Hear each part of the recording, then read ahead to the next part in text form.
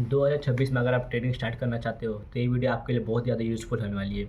इस वीडियो में आपको एक कंप्लीट रोड मैप देने वाला हूँ 7 पॉइंट का, जो आपकी जो ट्रेडिंग जर्नी को बहुत ज़्यादा ईजी बना देगा। और आप ये 7 पॉइंट अगर सीक्वेंस अगर फॉलो करते हो तो आप इस ईयर के एंड तक आप एक अच्छे ट्रेडर बन के निकल सकते हो। इस वीडियो में आपको बताऊंगा ट्रेडिंग कैसे शुरू करें स्टेप बाय स्टेप। और अगर आप ट्रेडिंग स्टार्ट करना चाहते हो तो आपको ये समझना पड़ेगा ट्रेडिंग होता क्या है। मतलब अगर ट्रेडिंग का मतलब ये नहीं होता है कि आप किसी शेयर को इन्वेस्ट करते हो या कोई बाय करते हो या सेल करते हो या फिर लॉन्ग टाइम के रखते हो।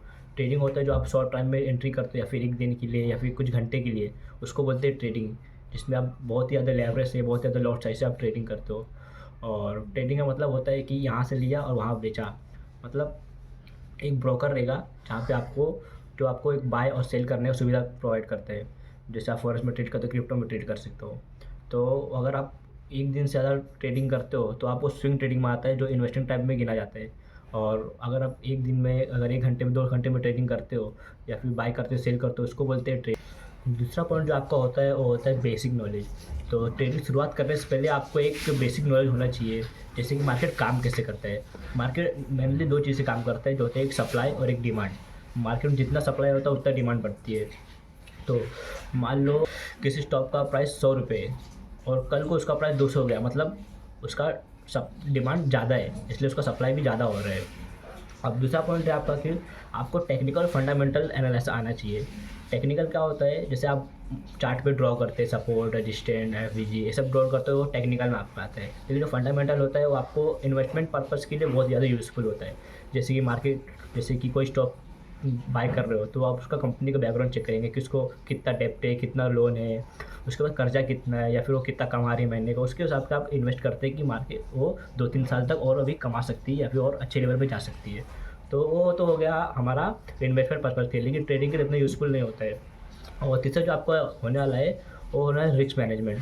आपका समझ लो आप 10,000 कैपिटल से आप ट्रेडिंग करते हो और आप 1-2 ट्रेड में ही आपका पूरा कैपिटल ब्लो कर देते हो, तो उसमें आपका रिस्क मैनेजमेंट होता ही नहीं है।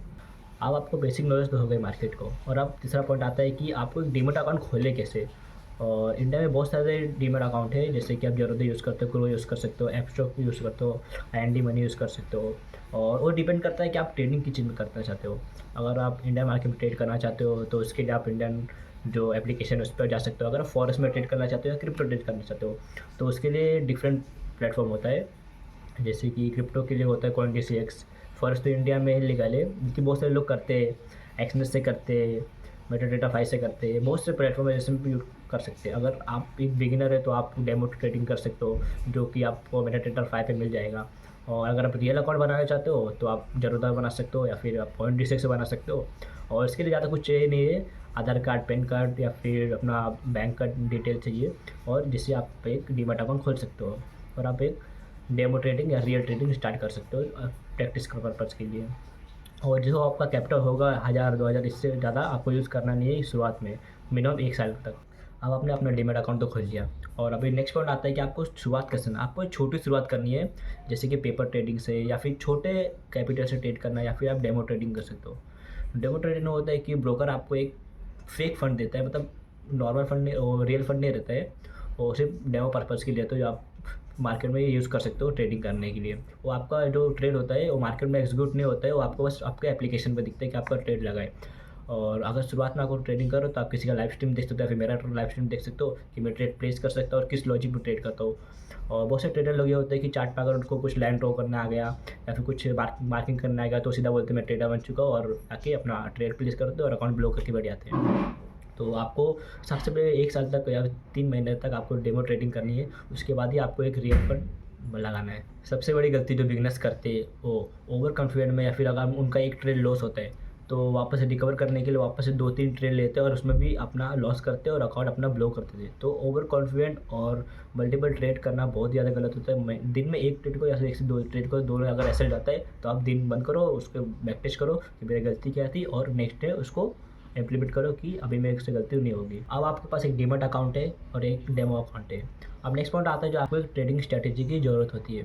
ट्रेडिंग स्ट्रैटेजी क्या होता है कि आप कौन से इंस्ट्रूमेंट में ट्रेड करना चाहते हैं, आपका एंट्री मॉडल क्या है, आपका एग्जिट मॉडल क्या है, आपको कौन सा इंस्ट्रूमेंट ज़्यादा अच्छा लगता है, या फिर कौन सा इंडिकेटर आपको ज़्यादा अच्छा लगता है, या फिर जिसके बेसिस पे आप ट्रेड ले सकते हैं। और आपका रिस्क टू रिवॉर्ड ज़्यादा इंपॉर्टेंट होता है। अगर मान लो आपका रिस्क टू रिवॉर्ड 1:2 है, तो ये बहुत ही ज़्यादा कॉमन होता है, लेकिन आपको 1:3 तक का एक्सपेंड करना है आपका स्ट्रैटेजी के अकॉर्डिंग, या फिर 2 रखेंगे तो भी बहुत ज़्यादा है, लेकिन 3 रखेंगे तो आपका अकाउंट ग्रो होने के चांसेस बहुत ही ज़्यादा होते हैं। तो एक स्ट्रैटेजी बनाओ और उसके ऊपर ट्रेड करो। अगर आप करोगे कि मार्केट अभी नीचे है तो मैं खरीद लेता हूँ, ऊपर जाएगा तो मेरे को प्रॉफिट होगा, लेकिन मार्केट और नीचे चला गया तो आपको हो जाता है एक लॉस। ऐसे ही मार्केट में बिगिनर्स ने बहुत ज़्यादा ट्रेड करके और बिना स्ट्रैटेजी का ट्रेड करते अपना लॉस कर देते हैं। नेक्स्ट पॉइंट है आपका ट्रेडिंग स्ट्रैटेजी। बिना स्ट्रैटेजी बिना एंट्री मॉडल का आप अगर ट्रेड करते हो तो एक गैम्बलिंग में आता है, वो गैम्बलिंग कहा जाता है। इसलिए आपको एक ट्रेडिंग स्ट्रैटेजी बनाना बहुत ज़्यादा ज़रूरी होता है। अगर आप कोई ट्रेडिंग स्ट्रैटेजी बनाते हो, अगर आप उसके अंदर एक इंडिकेटर डालते हो, जैसे MACD आता है आपका, और लिक्विडिटी स्विंग आता है, या फिर RSI आता है, EMA आता है, तो आप उसकी बेसिस पे भी एक अच्छा स्ट्रैटेजी बना सकते हो। और बहुत ज़्यादा इंपॉर्टेंट बात है जो आपका होने वाला है, एंट्री और एग्जिट। आपको एंट्री कब करना है, आपको एग्जिट कब करना है। और एंट्री करने के लिए भी आपको एक कैंडलस्टिक पैटर्न का जानना बहुत ज़्यादा ज़रूरी होता है, और एग्जिट करने के लिए भी आपको एक सपोर्ट या रेजिस्टेंस जानना बहुत ही ज़्यादा ज़रूरी होता है। उसके बाद आता है आपका रिस्क टू रिवॉर्ड। मान लो अगर आपका रिस्क टू रिवॉर्ड है 1:2 या फिर 1:3, तो अगर मान लो आप 100 रुपये लगाते हो तो आपका प्रॉफिट टारगेट होना चाहिए 200 या फिर 300 रुपया। अगर आप 1000 लगाते हो तो 3,000 या 4,000 आपका प्रॉफिट टारगेट होना चाहिए, जो आपका गिना जाता है 1:2 1:3 में। आप कॉमन मिस्टेक जो ज़्यादातर ट्रेडर करते हैं, over trading, reverse trading, no stop loss, या फिर किसी के टिप पे ट्रेड, या फिर इमोशनली ट्रेड करना। ओवर ट्रेडिंग वो होता है जो, मान लो अगर आप दिन में अगर एक ट्रेड मिल रहा है तो आपको एक ही ट्रेड करना है, जो आपको स्ट्रेटजी के अकॉर्डिंग होना चाहिए। अगर आप उसमें ऐसे जाता है तो आपको ओवर ट्रेडिंग नहीं करना है। ज़्यादातर लोग ओवर ट्रेडिंग करते हैं, अपना अकाउंट ब्लॉक कर देते हैं, पूरा अकाउंट खाली कर देते हैं। अब जो कॉमन मिस्टेक ज़्यादातर बिगिनर ट्रेडर करते हैं, ओवर ट्रेडिंग जो होता है, जिसमें आपको दिन में अगर एक ट्रेड मिल रहा है तो आपको एक ही ट्रेड लेना है। आप सोचोगे अगर मेरा इसमें TP गया तो एक और ट्रेड ले लेता हूँ, अगर मैं उसमें SLB गया तो भी मैं प्रॉफिट में रहूँगा। नहीं, आपको एक ही ट्रेड लेना है। अगर आपको सेटअप के हिसाब से, आपका स्ट्रेटजी के हिसाब से बन रहा है, तो नहीं बन रहा है तो आपको ट्रेडिंग उस दिन नहीं करना है।